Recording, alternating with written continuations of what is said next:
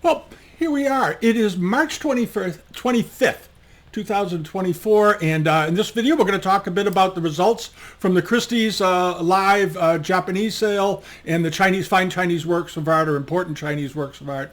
Both sales, I think, did very well. They had very notable results in a number of cases. I want to go through them. And there was nothing in any of the sales or any trends that I saw in the sales that indicated any sort of weakness in the market. A lot of people have asked lately, do you think the market's going to hold up with all the world problems and all this? Yeah, the market's fine.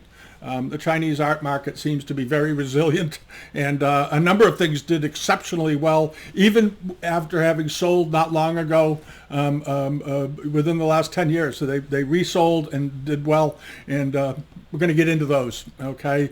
And the first thing we're going to start with is the Chinese works of art sale, is this one. And this included those nice pieces from Dorothy Tapper Goldman, the husband and wife team who were ardent collectors of not only Chinese art, but American history and American documents. They were the family, as I mentioned before. I may remind you that they had bought one of the original printed versions of the Constitution in 1988 for $180,000. And everybody at the time, I remember when it happened, everybody said, "Oh, they're crazy. It's just a piece of printed paper."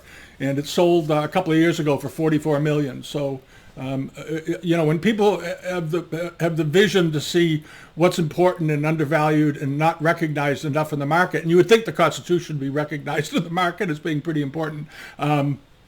Not as important as it should have been, apparently, because the rise in value is astronomical. But anyway, this is Dorothy Tapper Goldman's Chinese pottery and porcelain collection. It's not all of it. This whole sale isn't all of hers. The way it was done was a little bit confusing. About 100 lots or so were hers. The Zhao pieces, and so forth. The monochrome. She was a famous monochrome collector. She loved monochromes. Not a big fan of enamel works. She liked single colorwares, pottery pieces, simple, elegant forms with great color. And the first piece I'm going to talk about, though, is not actually from that collection. This is a piece that was sold from the it was originally in the Lin Yu Shenren collection that was sold at Christie's in 2018. This was not part of her collection, but it sold back in 2018 for about $130,000 or so. Just 5 years ago, 6 years ago. Well, whoever owned it decided to resell it. Maybe it was a dealer. I don't know who the buyer was. He re-offered it with again, it's about the same estimate that it had the first time, 60 to 80,000. I think the first time it was 70 to 90,000 or something, and it sold for 120. This time around, they lowered the estimate to 60 to 80, and it sold for double what it sold. Basically, sold for double what it sold for last time. Sold for $252,000 plus, including the buyer's premium, which is rather extraordinary when you think about it. That's a heck of a leap. But it's a superb piece of Jin pottery, very rare type with these realistically painted butterflies on it. It's striking, it's memorable, and now that we've talked about it, if it ever comes back on the market again, we'll be able to talk about it some more, because it's a great thing. I hope it ends up in an institutional collection or something. It's one of the best pieces in the world, I think. All right, and then over to this, the yellow wares. She had, as you may recall, she had a whole bunch of yellow Junde pieces of porcelain, Marken period porcelain, and they were all estimated sort of in the $20,000 to $30,000 range, which we commented on. And anybody who's been, we're not divining anything great here. Anybody who's been interested in this area, monochromes, beautiful yellow pieces early in the Ming Dynasty, would have known that the $20,000 to $30,000 estimates were more of a signal to the audience among knowledgeable buyers that they're going to sell this thing, because the estimate was very low, and as it went pretty much across the board, every one of her pieces that were Ming and yellow sold for above the estimate. And in this case, there were a number of them that sold for roughly double or more of the estimate. This one sold for $69,000. There were a number of them that sold for $65,000, $63,000, that kind of thing. There was one that sold for around $40,000. And with a $20,000 to $30,000 estimate, but the rest of them went very, very well. And these pieces represent a great opportunity to people that are interested in early Ming wares to go and take a good look at how these are made. I can't emphasize enough the importance of the imaging that these auction houses are providing now as a service to collectors, because they didn't used to. I've said it many times. They used to use one black and white photo, and if you wanted to examine the piece, you'd have to drive to New York to see it, or maybe if you were an important enough collector, they might send you some photographs of the bottoms of a whole bunch of things. But it was always a bit of a challenge. But this was a heck of a fine plate. And very rare, in great condition, wonderful color, and it did well. This was about 8 inches in diameter, 7 inches, 6 and 7/8, so it's just about 7 inches in width. These are fairly small plates, about that big, but this one went for $69,000. And then hopping over to this was that red copper glazed bottle vase that I talked about. And this wasn't anything special. This wasn't anything extraordinary. It wasn't anything that's going to end up on the cover of the New York Times or anything like that. But I just thought it was a wonderful piece because of the glaze. I love the glaze. I always like this shape. It's a very attractive form. And the way this thing was glazed with this very thick suffusion of bubbles on the surface, as the light hits, it really picks up on it, and they're like millions of little stars lighting up all over this surface. It's very, very cool stuff. And I just thought this was such a great example of that effect. And the color was nice, the potting was nice. It was completely unmarked on the bottom. That's the bottom of it. That's it. Very simple, about the bottom of it looks exactly as well. If you've seen a lot of these, it looks exactly the way you probably expect it to look. And it was estimated at just $6,000 to $8,000, which I thought was very reasonable. And a lot of people apparently agreed because it ended up selling for $15,120. But a beautiful example. It measured 12 inches in height. It was just a lovely thing. And it isn't something that's going to, as I said, end up on the front page of the newspaper, but a beautiful example.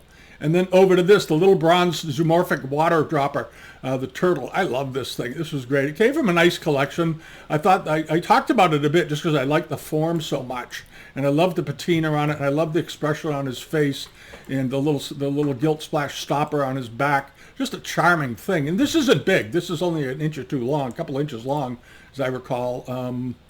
What is it? 3 5/8 inches. It's very small. It was estimated modestly, though, at $6,000 to $8,000, and ended up selling for a little over $15,000.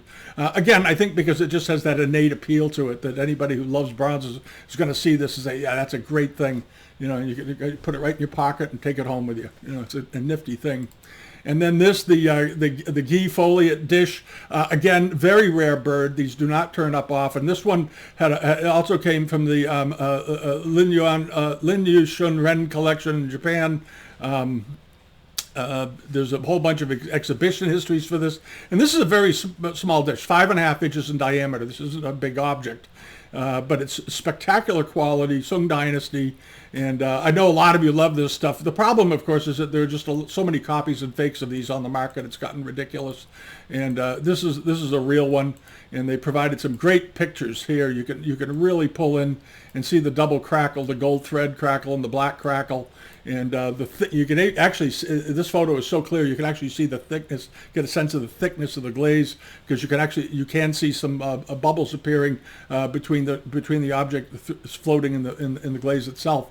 And it was estimated at 1.8 to 2.5 million. Strong estimate, but not ridiculous. And it ended up selling for 1.8 million, 1,865,000 on the nose.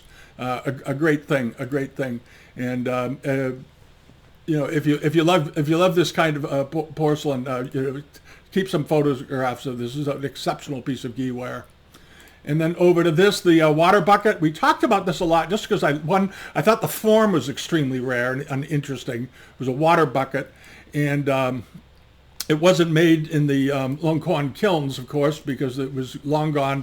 This is a Chonzhen period, so it was at the last gasp of the Ming Dynasty, right up until this was actually dated 1636. And the Ming Dynasty, as you know, ended just a couple of 5 years later or so.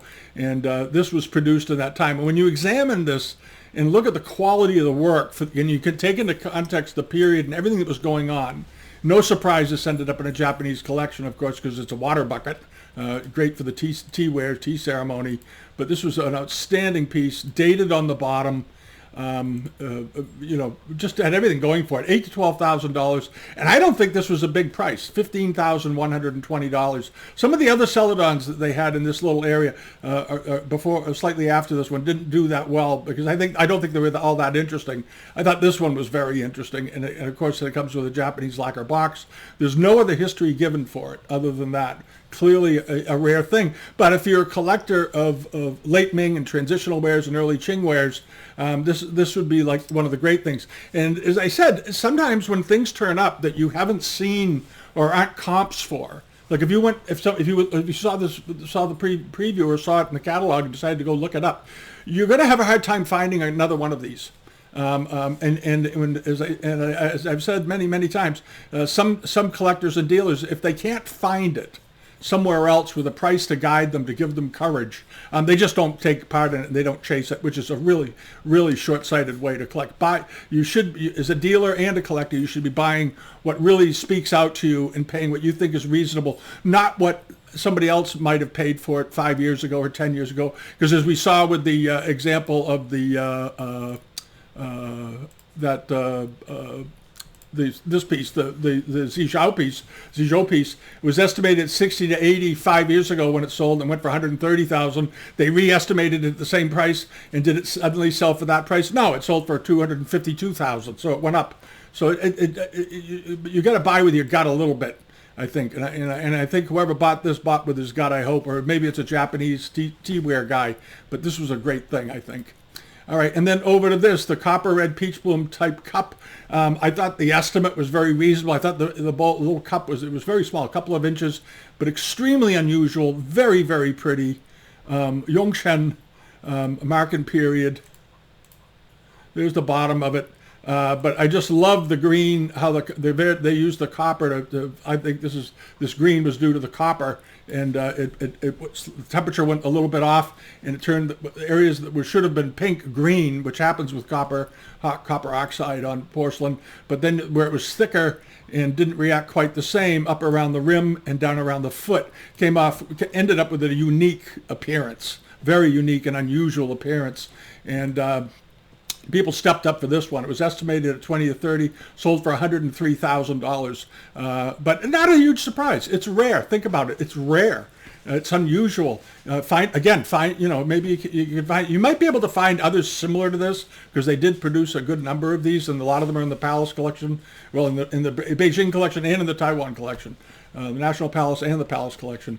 So you may be able to find some comps to compare to, and that would probably encourage interest. But it's a great piece of porcelain. That's all there is to it. I thought it was wonderful. And then this spectacular pomegranate style vase. We talked about this because I love the color so much. I thought the color was just extraordinary on this thing. This royal blue, just clear, had little slight variations, flecks in it, but a beautiful overall, very even color, and then fades slightly light blue up close to the rim. But just a great example. And there's the bottom of it again with the Yongchen mark. And it was estimated at 100 to 150,000, and it made short work of that, and it went up to sold for $239,000, which may be a record for a pomegranate 7-inch pomegranate vase from the Yongchen period. That seems like an awfully unusual number, but it's so pretty from a color standpoint. The color came out so perfectly. And that's where the money was. The form is well known. They did lots of little pomegranate vases and assorted colors, and but with this shade of blue, it was such a spectacular success. I'm sure that when they finished firing it and they opened the kiln, they went, wow, and we're very excited. And anyway, that's what it did. And then hopping along over to this, the Jun Peacock, the Peacock glazed jardiniere from the Yongchen period. Wonderful little bonsai planter is what this really is, but beautifully done. I liked it a lot. I thought it was a very unusual effect, very dramatic effect, and it was very successful. Because if the glaze had just gone a little bit off on this could have turned into a hot mess. But it didn't. It sort of froze in time, right where the potter probably would like to have seen it, and it's beautifully potted. The shape is good. It's in wonderful shape all the way around. Physically, I don't see any damage or repairs to it of any kind. And it was estimated at 60 to 80,000, and it went a bit over the estimate and ended up selling for $88,000. Wonderful piece of pottery, though, or porcelain. Great example. And then hopping along over to this, the Dragon Dish. This was the cover lot of the sale. It was getting a lot of attention. It was estimated at $300,000 to $500,000, and I liked it a lot. I did a segment of the preview video on it because I just liked it so much, and I thought the estimate was pretty conservative, and it was. And anybody who's seen these sell before would tell you that it was probably conservative as all get out. It ended up selling for $819,000. Yongchen Marken period on the back, of course. Here's the back of it. And again, if you love Yongchen pieces, come over here and save a copy of how the back of this plate looked, because you're going to want it someday. It may keep you from buying a copy. But a great thing, and this came from the T.Y. Chow Family Trust, which was, of course, one of the great collections of the 20th century, and got a good price, $819,000. And it was, how big was this? It was pretty good size. Yeah, 17 inches in diameter, but beautiful dark blue. Wonderful example.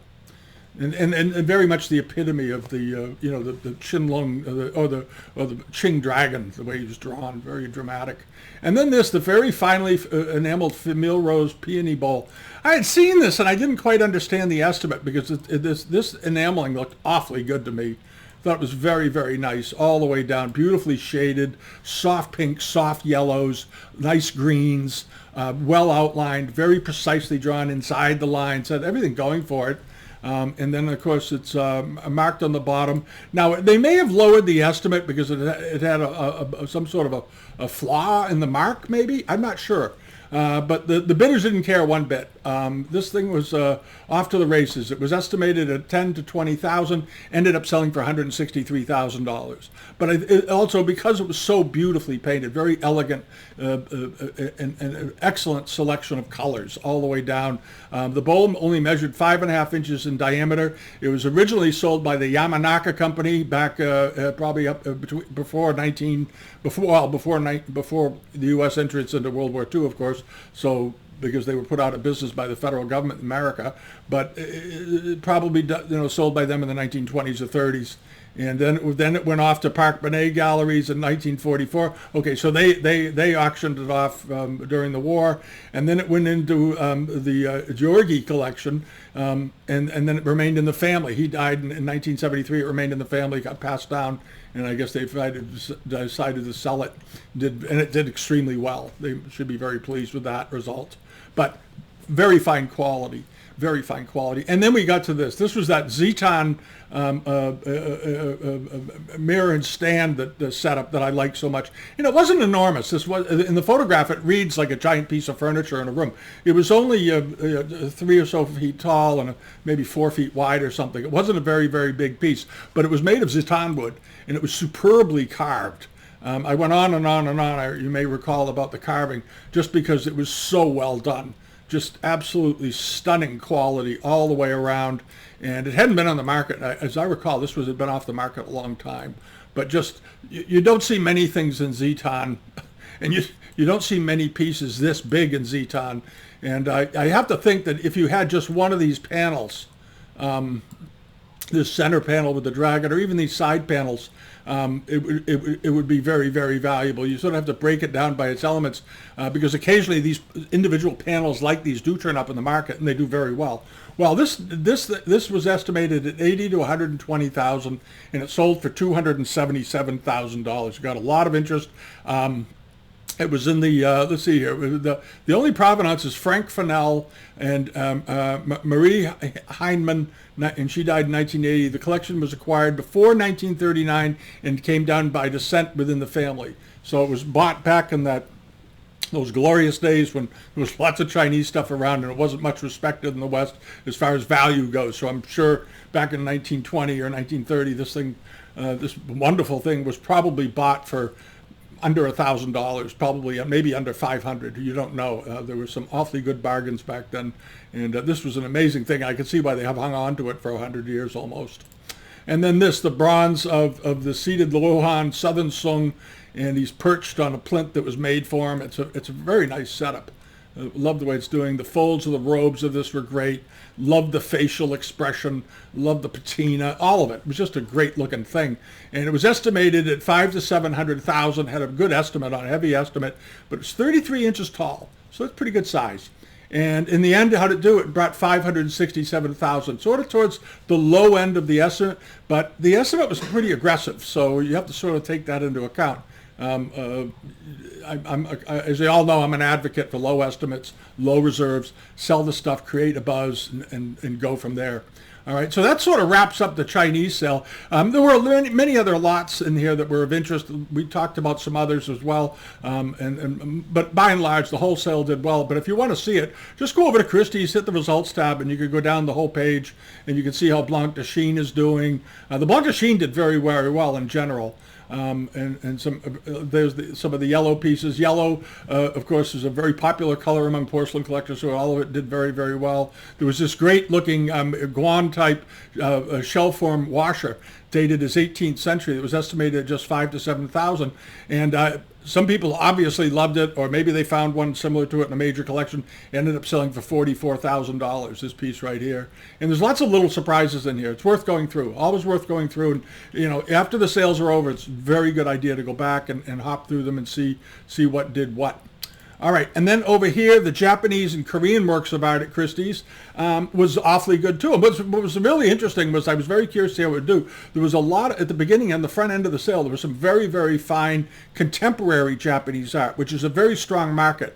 And you should look into it if you find these images sort of intriguing.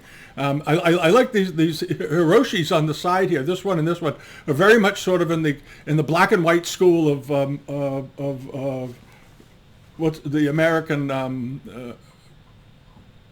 what was his name? The guy that did the squares. I can't think of his name. At any rate, it was like his work. Who's the guy? Rothko. We have black and white Rothkos. And they sold for $18,000 and $40,000. And there's some very nice calligraphy examples on here. And they all did very well. One of them brought $100,000, $40,000, $30,000. So it's an interesting area of cutting edge art in Japan.